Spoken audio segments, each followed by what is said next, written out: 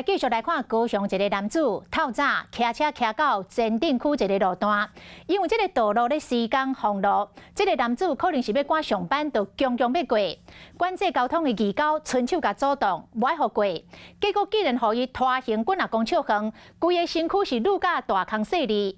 这个男子嘛因为当下无在累残受伤，妨用妨害公务甲伤害罪移送法办。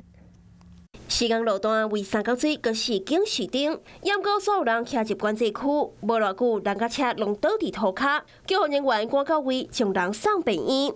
受伤的是一个义交，因为和一个查甫骑士996搭。我是被拉扯，我没有乱讲话啊。你是被谁拉扯？等下帮你调被工地的人啊，你可以调啊。查甫骑士这日进行到头壳嘛有着伤，伊奥多摆倒伫边仔。代志就发生伫透早4点58分，高雄前镇区位开船4路。还有那个工人在标线工程。因为当咧进行路面改善的工程，现场封闭管制，严格33岁查甫骑士，敢若是咧赶上班，硬要过。我同事他就是情急之下就赶快拉着，结果他就直接连车带人这样子拖到这边来。管制机构被阻挡，出手甲救，想要到10号拖10挂公尺，佮影响到另外一个女机构。一个是头流血，然后肩膀轻微流血，然后另外一个是轻伤。两个机构送病医了后，规身躯拢是刺伤。查甫骑士嘛因为骑无在刹车受伤，还可以警方接到通报，第一时间就到现场处理。当时义交人员欲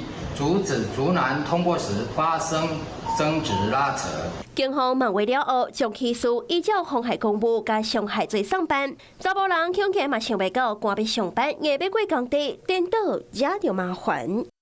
Hello， 我是林仙怡。想要抢先掌握最及时的新闻资讯吗？赶快订阅、按赞、开启小铃铛，锁定华视新闻 YouTube 频道。